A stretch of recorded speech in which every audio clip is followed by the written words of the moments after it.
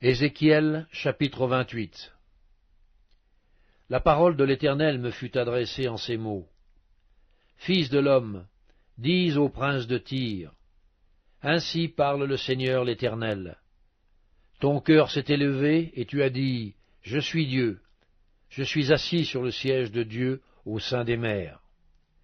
Toi, tu es homme et non Dieu, et tu prends ta volonté pour la volonté de Dieu. Voici, tu es plus sage que Daniel. Rien de secret n'est caché pour toi. Par ta sagesse et par ton intelligence, tu t'es acquis des richesses. Tu as amassé de l'or et de l'argent dans tes trésors. Par ta grande sagesse et par ton commerce, tu as accru tes richesses. Et par tes richesses, ton cœur s'est élevé. C'est pourquoi ainsi parle le Seigneur l'Éternel. Parce que tu prends ta volonté pour la volonté de Dieu, voici, je ferai venir contre toi des étrangers, les plus violents d'entre les peuples. Ils tireront l'épée contre ton éclatante sagesse, et ils souilleront ta beauté. Ils te précipiteront dans la fosse, et tu mourras comme ceux qui tombent percés de coups au milieu des mers. En face de ton meurtrier, diras-tu, je suis Dieu? Tu seras homme et non Dieu, sous la main de celui qui te tuera. Tu mourras de la mort des incirconcis par la main des étrangers. Car moi, j'ai parlé, dit le Seigneur l'Éternel. La parole de l'Éternel me fut adressée en ces mots. Fils de l'homme, prononce une complainte sur le roi de Tyr. Tu lui diras, ainsi parle le Seigneur l'Éternel. Tu mettais le sceau à la perfection, tu étais plein de sagesse, parfaite en beauté. Tu étais en Éden, le jardin de Dieu.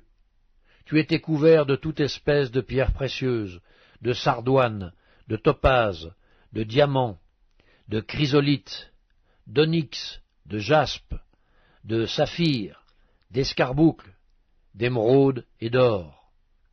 Tes tambourins et tes flûtes étaient à ton service, préparés pour le jour où tu fus créé. Tu étais un chérubin protecteur aux ailes déployées. Je t'avais placé, et tu étais sur la sainte montagne de Dieu. Tu marchais au milieu des pierres étincelantes. Tu as été intègre dans tes voies depuis le jour où tu fus créé, jusqu'à celui où l'iniquité a été trouvée chez toi. Par la grandeur de ton commerce, tu as été rempli de violence et tu as péché. Je te précipite de la montagne de Dieu, et je te fais disparaître, chérubin protecteur, du milieu des pierres étincelantes. Ton cœur s'est élevé à cause de ta beauté, tu as corrompu ta sagesse par ton éclat. Je te jette par terre. Je te livre en spectacle au roi. Par la multitude de tes iniquités, par l'injustice de ton commerce, tu as profané tes sanctuaires. Je fais sortir du milieu de toi un feu qui te dévore, je te réduis en cendres sur la terre, aux yeux de tous ceux qui te regardent. Tous ceux qui te connaissent parmi les peuples sont dans la stupeur à cause de toi. Tu es réduit à néant, tu ne seras plus jamais. La parole de l'Éternel me fut adressée en ces mots. Fils de l'homme, tourne ta face vers Sidon et prophétise contre elle. Tu diras, ainsi parle le Seigneur l'Éternel. Voici, j'en veux à toi, Sidon. Je serai glorifié au milieu de toi, et ils sauront que je suis l'Éternel quand j'exercerai mes jugements contre elle, quand je manifesterai ma sainteté au milieu d'elle. J'enverrai la peste dans son sein, je ferai couler le sang dans ses rues. Les morts tomberont au milieu d'elle par l'épée qui de toutes parts viendra la frapper. Et ils sauront que je suis l'Éternel. Alors elle ne sera plus pour la maison d'Israël une épine qui blesse, une ronce déchirante, parmi tous ceux qui l'entourent et qui la méprisent. Et ils sauront que je suis le Seigneur l'Éternel. Ainsi parle le Seigneur l'Éternel. Lorsque je rassemblerai la maison d'Israël du milieu des peuples où elle est dispersée, je manifesterai en elle ma sainteté aux yeux des nations, et ils habiteront leur pays que j'ai donné à mon serviteur Jacob. Ils y habiteront en sécurité, et ils bâtiront des maisons, et planteront des vignes. Ils y habiteront en sécurité, quand j'exercerai mes jugements contre tous ceux qui les entourent et qui les méprisent. Et ils sauront que je suis l'Éternel, leur Dieu. Ézéchiel chapitre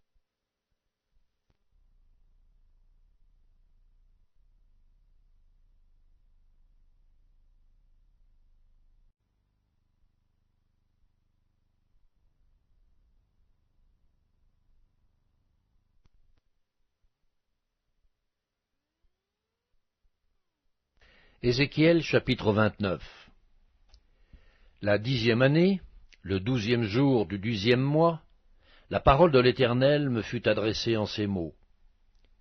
Fils de l'homme, tourne ta face vers Pharaon, roi d'Égypte, et prophétise contre lui et contre toute l'Égypte. Parle, et tu diras, ainsi parle le Seigneur l'Éternel. Voici, j'en veux à toi, Pharaon, roi d'Égypte, grand crocodile qui te couche au milieu de tes fleuves, et qui dit, mon fleuve est à moi, c'est moi qui l'ai fait. Je mettrai une boucle à tes mâchoires, j'attacherai à tes écailles les poissons de tes fleuves, et je te tirerai du milieu de tes fleuves, avec tous les poissons qui s'y trouvent, et qui seront attachés à tes écailles. Je te jetterai dans le désert, toi et tous les poissons de tes fleuves. Tu tomberas sur la face des champs, tu ne seras ni relevé ni ramassé.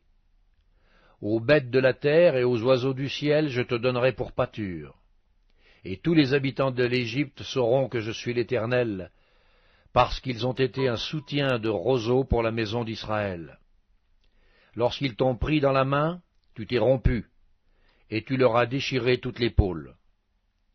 Lorsqu'ils se sont appuyés sur toi, tu t'es brisé, et tu as rendu leurs reins immobiles. C'est pourquoi ainsi parle le Seigneur l'Éternel. Voici, je ferai venir contre toi l'épée, et j'exterminerai du milieu de toi les hommes et les bêtes. Le pays d'Égypte deviendra une solitude et un désert, et ils sauront que je suis l'Éternel, parce qu'il a dit, le fleuve est à moi, c'est moi qui l'ai fait. C'est pourquoi, voici, j'en veux à toi et à tes fleuves, et je ferai du pays d'Égypte un désert et une solitude, depuis Migdol jusqu'à Sienne et aux frontières de l'Éthiopie. Nul pied d'homme n'y passera, nul pied d'animal n'y passera, et il restera 40 ans sans être habité. Je ferai du pays d'Égypte une solitude entre les pays dévastés, et ses villes seront désertes entre les villes désertes pendant 40 ans. Je répandrai les Égyptiens parmi les nations, je les disperserai en divers pays. Ainsi parle le Seigneur l'Éternel. Au bout de 40 ans, je rassemblerai les Égyptiens du milieu des peuples où ils auront été dispersés. Je ramènerai les captifs de l'Égypte, je les ramènerai dans le pays de Patros, dans le pays de leur origine, et là ils formeront un faible royaume. Ce sera le moindre des royaumes, et il ne s'élèvera plus au-dessus des nations, je les diminuerai, afin qu'ils ne dominent pas sur les nations. Ce royaume ne sera plus pour la maison d'Israël un sujet de confiance. Il lui rappellera son iniquité quand elle se tournait vers eux. Et ils sauront que je suis le Seigneur, l'Éternel. La 27e année, le premier jour du premier mois, la parole de l'Éternel me fut adressée en ces mots. Fils de l'homme, Nabuchodonosor, roi de Babylone, a fait faire à son armée un service pénible contre Tyr. Toutes les têtes sont chauves, toutes les épaules sont écorchées, et il n'a retiré de Tyr aucun salaire, ni lui, ni son armée, pour le service qu'il a fait contre elle. C'est pourquoi ainsi parle le Seigneur l'Éternel. Voici, je donne à Nebuchadnezzar, roi de Babylone, le pays d'Égypte. Il en emportera les richesses, il en prendra les dépouilles, il en pillera le butin. Ce sera un salaire pour son armée. Pour prix du service qu'il a fait contre Tyr, je lui donne le pays d'Égypte, car ils ont travaillé pour moi, dit le Seigneur l'Éternel. En ce jour-là, je donnerai de la force à la maison d'Israël, et je t'ouvrirai la bouche au milieu d'eux, et ils sauront que je suis l'Éternel.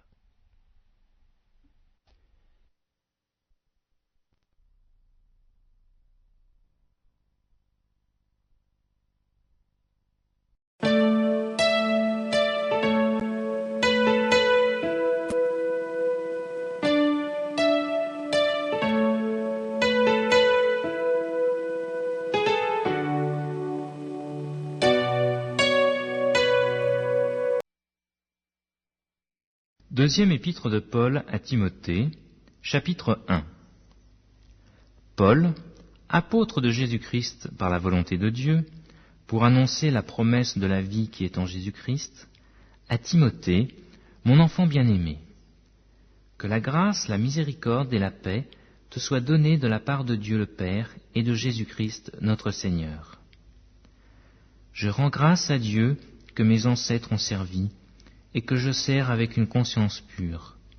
De ce que nuit et jour je me souviens continuellement de toi dans mes prières, me rappelant tes larmes et désirant te voir afin d'être rempli de joie, gardant le souvenir de la foi sincère qui est en toi, qui habita d'abord dans ton aïeul Loïs et dans ta mère Eunice, et qui, j'en suis persuadé, habite aussi en toi. C'est pourquoi je t'exhorte à ranimer le don de Dieu que tu as reçu par l'imposition de mes mains. Car ce n'est pas un esprit de timidité que Dieu nous a donné, mais un esprit de force, d'amour et de sagesse. N'aie donc pas honte du témoignage à rendre à notre Seigneur, ni de moi son prisonnier, mais souffre avec moi pour l'Évangile, par la puissance de Dieu qui nous a sauvés et nous a appelés par une vocation sainte, non à cause de nos œuvres, mais selon son propre dessein, et selon la grâce qui nous a été donnée en Jésus-Christ avant les temps éternels, et qui a été manifestée maintenant par l'apparition de notre Sauveur Jésus-Christ, qui a détruit la mort et a mis en évidence la vie et l'immortalité par l'Évangile. C'est pour cet Évangile que j'ai été établi prédicateur et apôtre, chargé d'instruire les païens. Et c'est à cause de cela que je souffre ces choses. Mais je n'en ai point honte, car je sais en qui j'ai cru, et je suis persuadé qu'il a la puissance de garder mon dépôt jusqu'à ce jour-là. Retiens dans la foi et dans la charité qui est en Jésus-Christ le modèle des saines paroles que tu as reçues de moi. Garde le bon dépôt, par le Saint-Esprit qui habite en nous. Tu sais que tous ceux qui sont en Asie m'ont abandonné, entre autres Phygèle et Hermogène.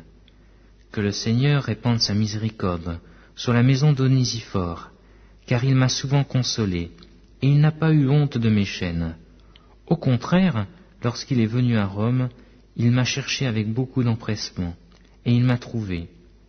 Que le Seigneur lui donne d'obtenir miséricorde auprès du Seigneur en ce jour-là. Tu sais mieux que personne combien de services il m'a rendu à Éphèse.